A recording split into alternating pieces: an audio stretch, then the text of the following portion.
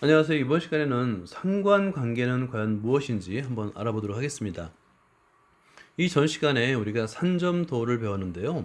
두 변령 사이의 관계를 좌표 평면 위에 나타내는 산점도를 이용해서 과연 두 변령 사이에는 어떤 관계가 있는지를 알 수 있어요. 그걸 상관관계라고 합니다. 자, 먼저 탐구해 봅시다를 보겠습니다. 그림 1은 2013년 국가별 1인당 국내 총생산 GDP라고 하죠. 그리고 1인당 육류 소비량 사이의 관계를 나타낸 것이고요. 산점도고요. 그림 2는 1980년부터 2015년까지 홍역 예방 접종률과 세계 인구 100만 명당 홍역 발생 건수 사이의 관계를 나타낸 겁니다. 자, 그럼 여러분 1번 그림을 보면 X축은 1인당 국민 총생산, 우리가 이제 보통 이렇게 생각하잖아요. 이건 이제 GDP인데요.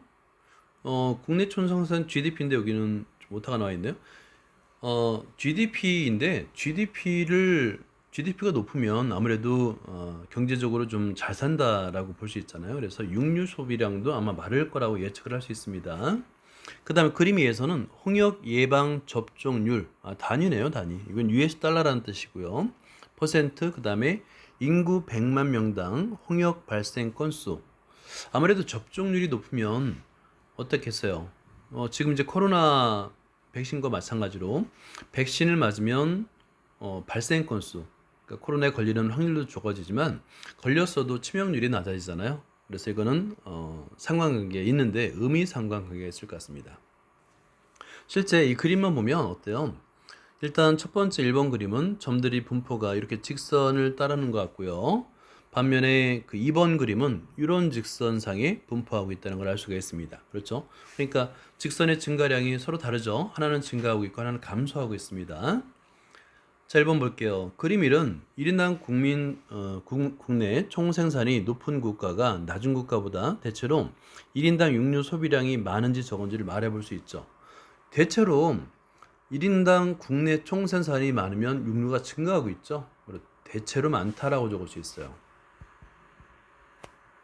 대체로 꼭 그런 건 아니니까 그냥 대체적으로 많다 이렇게 적으면 됩니다. 자, 이번은 예방 접종률이 높은 해가 낮은 해보다 대체로 홍역의 발생 건수가 많은지 적은지 이것도 마찬가지죠. 예방 접종률이 높으면 발생 건수가 낮아지고 있잖아요. 그죠? 그래서 대체로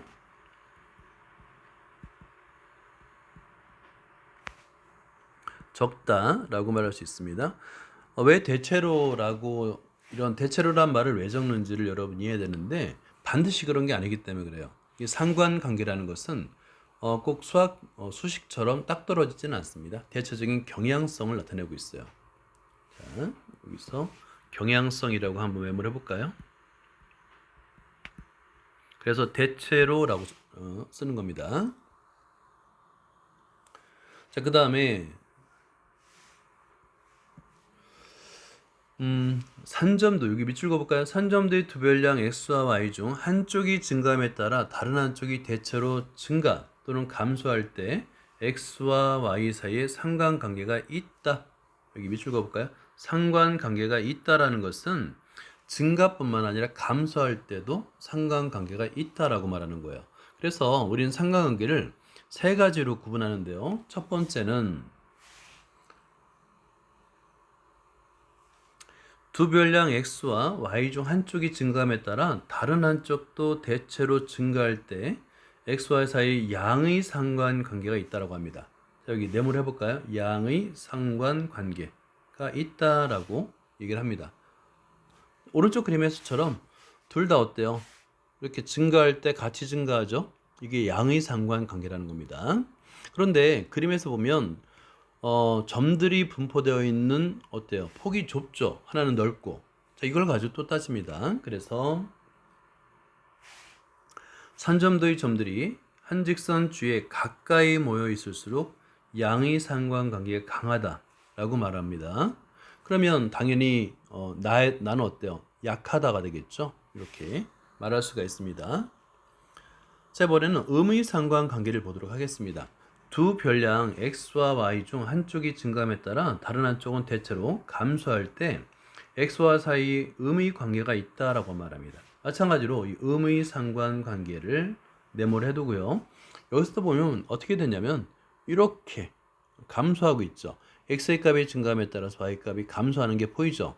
그리고 점들이 분포되는 폭이 달라요. 그래서 마찬가지로 산점도의 점들이 한 직선 주위에 가까이 모여 있을수록 음의 상관관계가 강하다라고 말합니다. 그러면 다가 라에 비해서 음의 상관관계가 강하다라고 말할 수 있는 거죠. 자, 우리 세 번째가 있어요. 세 번째는 뭐냐면 두 별량 x와 y 중 한쪽이 증감에 따라서 다른 한쪽이 대체로 증가하거나 감소하지 않을 경우가 있어요. 분명하지 않을 때 x와 y 사이의 상관관계는 없다라고 말합니다. 자, 상관관계가 없을 수도 있어요. 이렇게. 그래서 상관관계는 양의 상관관계, 또 음의 상관관계, 그리고 상관관계가 없다 등으로 표현할 수가 있습니다. 이 아래 그림에서처럼 상관관계가 없는 그림은 이렇게 x축에 평행하거나 y축에 평행하거나 아니면 골고루 그냥 원처럼 골고루 분포되어 있을 때 상관관계가 없다라고 말합니다. 자, 그 다음에 아래 예제 2번을 볼게요. 수진의 반 학생 20명의 하루 인터넷 사용 시간과 수면 시간 사이의 관계를 나타내는 것입니다. 1번 인터넷 사용 시간과 수면 시간 사이에는 어떤 상관관계가 있을까요? 과연 어떤 상관관계가 있을까요? 자, 오른쪽 그림을 보면 X축이 인터넷 사용 시간이고요. 그 다음에 Y축이 수면 시간인데 우리가 당연하죠. 스마트폰이나 인터넷을 많이 사용하면 아무래도 우리가 밤에 많이 사용하니까 수면 시간이 적어질 수밖에 없어요. 실제로 이렇게 음의 상관관계가 있습니다. 자, 그래서 뭐라고 답할 수 있냐면 하루 인터넷 사용 시간과 수면 시간 사이에 음의 상관관계가 있다라고 말할 수 있겠죠. 자, 그 다음에 2번을 볼까요? 점 A는 수지 인터넷 사용 시간과 수면 시간을 나타내는 것이다 그랬는데 오른쪽 그림에서 A를 한번 찾아보세요. 자, 그런데 이 A는 동떨어져 있네요. 완전히 그 위에 분포하는 다른 분포를 보이고 있는데 지금 수지는 인터넷 사용 시간이 굉장히 적은 편이에요. 그죠? 거의 사용하지 않는 축에도 비슷하게 하는데 근데 문제는 수면 시간이 너무 적어요. 그러니까 잠을 적게 자는데 그 잠을 적게 자는 이유가 인터넷 사용 때문은 아니라는 거죠.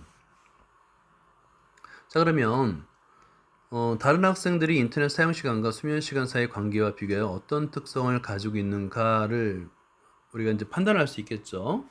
수지의 수면 시간은 인터넷 사용 시간이 비슷한 다른 학생의 수면 시간에 비해 매우 적다.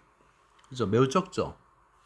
예를 들어서 지금 수지와 비슷한 인터넷 사용 시간이 있는 학생들은 요 범위 내에서 있는 학생인데 보통 8시간 이상을 자는 데 비해서 여기 그렇죠. 8시간 이상을 자는 데 비해서 수지는 5시간 조금 더 자는 것 같아요. 그래서 수면 시간이 매우 적다라고 말할 수가 있습니다. 자, 다음에 2번을 볼까요? 2번은 어느 도로의 한 지점에서 15대의 차량이 브레이크를 밟았을 때입니다.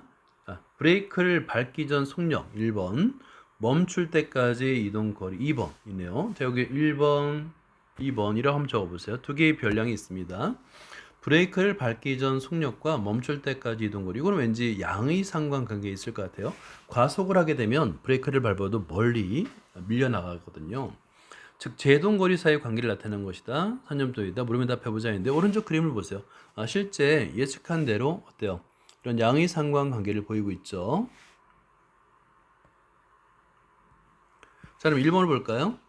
차량 속력과 제동 사이의 거리에 어떤 상관관계가 있을까를 묻는 겁니다. 어떤 상관관계가 있을까? 양의 상관관계가 있다. 자, 양의 상관관계. 네, 2번 속력이 시속 70km 이상이고 제동거리가 40m 이상인 차량의 수를 구하랍니다. 자, 그럼 이거는 어떻게 구하냐면 차량 속력이 시속 70km 이상 펌입니다. 그리고 40m 이상이니까 이렇게 그어놓고요. 이 위쪽에 있는 수들입니다. 다 펌이니까 둘, 넷, 6개가 되겠네요. 그죠? 그죠? 차량의 수는 6대, 6대라고 쓰면 됩니다. 추론을 볼까요? 다음은 어느 택배회사의 배송거리와 배송시간. 자, 배송거리. 배송거리와 배송시간 사이의 관계를 나타내는 산점도입니다. 두 사람이 대화를 보고 배송거리와 배송시간 사이의 상관관계에 대해서 잘못 판단한 사람을 찾으랍니다. 이유도 한번 설명해 보라는 건데요. 자, 산점도는 대충 이렇습니다. 그런데 지금 보면 여기 왼쪽 아래와 오른쪽에 아주 극단적인 두 지점 빼고는 이게 지금 분포가 X축에 거의 평행하잖아요. 그죠? 그래서 이런 관계는 없다라고 생각이 됩니다. 자, 그런데 정원이를 한번 볼까요? 제일 왼쪽 아래와 제일 오른쪽 위에 두 점을 보면 배송거리가 짧을 때 배송시간도 짧고 배송거리가 길 때 배송시간도 기니까 배송거리와 배송시간 사이에는 양의 상관관계가 있다고 생각해 라고 했는데, 문제는 우리가 이제 상관관계를 나타낼 때 이것처럼 극단적인 값 있죠? 극단적인 값은 제외합니다. 값 이거는 제외요. 제외하고 경향성을 판단하는 게 맞아요. 자, 그런데 정원이 같은 경우는 어때요? 극단적인 값, 오히려 극단적인 값을 보고 판단했기 때문에 정원이 말은 틀리다라고, 잘못 판단했다라고 말할 수가 있습니다. 예, 여기까지입니다. 함께하는 수학까지 같이 할게요. 미안합니다. 다음은 어떤 지역의 월 평균 기온. 자, 월 평균 기온과 그 지역의 편의점의 아이스크림, 핫팩, 라면의 판매량을 월별로 조사한 것입니다. 아래 표를 보니까 아이스크림 판매량, 기온 아이스크림 판매량, 핫팩 판매량, 라면 판매량이 있네요. 이거는 이제 산점도로 다 나타내면 좋겠지만 좀 나타내야 될 것들이 너무 많아서요. 그냥 한번 표를 보고 판단해 보죠. 자, 그러면 뭐를 보냐면 양의 상관관계가 있는 것, 음의 상관관계가 있는 것, 상관관계가 없는 것을 찾아보랍니다. 자, 그러면 아무래도 양의 상관관계는 날씨가 더우면 아이스크림 판매는 좀 늘어날 것 같잖아요. 실제 그렇습니다. 온도가 늘수록 아이스크림 판매량 늘었다가 다시 줄어들죠. 그죠? 그래서 양의 상관관계가 있는 것은 이 아래다 여러분이 적길 바랍니다. 기온과 아이스크림 임 사이는, 둘 사이는 양의 상관관계가 있는 것처럼 보여요. 자, 이번에는 음의 상관관계를 한번 찾아볼까요? 음의 상관관계는 뭐냐면 기온과 핫팩이에요. 아무래도 기온이 오르면 핫팩의 판매량은 줄겠죠. 그래서 기온과 핫팩. 근데 방금 전에 우리가 이 기온과 아이스크림이 또 양의 상관관계라고 그랬잖아요. 그러니까 당연히 아이스크림과 핫팩도 음의 상관관계가 있겠죠. 아무래도 날씨가 추워지면 아이스크림을 좀 덜 먹게 되잖아요. 자, 그 다음에 상관관계가 없는 것인데요. 라면 판매량은 상관관계가 없어요. 그래서 기온과 라면 관계가 없고요. 그 다음에 기온하고 아까 아이스크림은 양의 상관관계가 있으니까 아이스크림과